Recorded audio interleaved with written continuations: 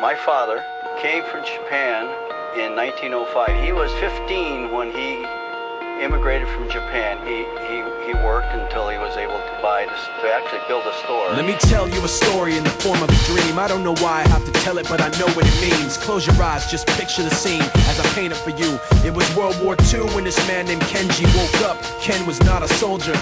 He was just a man with a family who owned a store in LA. That day, he crawled out of bed like he always did, bacon and eggs with wife and kids. He lived on the second floor of a little store he ran. He moved to LA from Japan, they called him immigrant. In Japanese, he'd say he was called Issei. That meant first generation in the United States, when everybody was afraid of the Germans, afraid of the Japs, but most of all afraid of a homeland attack. And that morning, when Ken went out on the doormat, his world went black, cause right there, front page news, 3 weeks before 1942, Pearl Harbor's been bombed and the Japs are coming. Pictures of soldiers dying and running.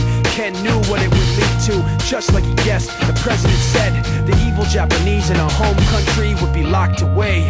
They gave Ken a couple of days to get his whole life packed in 2 bags. Just 2 bags, couldn't even pack his clothes. Some folks didn't even have a suitcase to pack anything in, so 2 trash bags is all they gave them. And when the kids asked Mom, where are we going, nobody even knew what to say to them. Ken didn't want to lie, he said the US is looking for spies, so we have to live in a place called Manzanar, where a lot of Japanese people are. Stop it, don't look at the gunmen.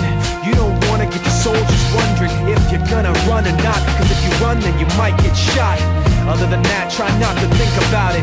Try not to worry about it being so crowded, cause someday we'll get out. Someday, someday.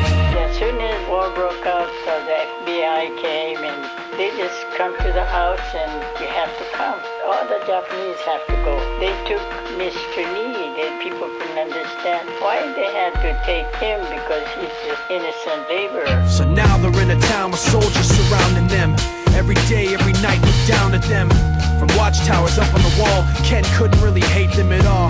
They were just doing the job and he wasn't gonna make any problems.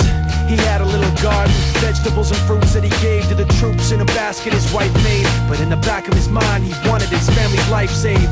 Prisoners of war in their own damn country, what for? And time passed in the prison town. He wondered if he'd live it down if and when they were free. The only way out was joining the army, and supposedly some men went out for the army, signed on, and ended up flying to Japan with a bomb.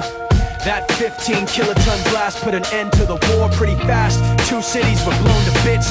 The end of the war came quick, and Ken got out. Big hopes of a normal life with his kids and his wife, but then they got back to their home, and what they saw made him feel so alone. These people had trashed every room, smashed in the windows and bashed in the doors, written on the walls and the floor, "Japs not welcome anymore."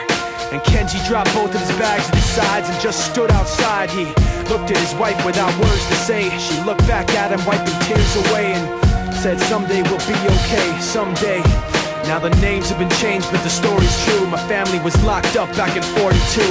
My family was there where it was dark and damp, and they called it an internment camp. When we first got back from camp, it was pretty bad.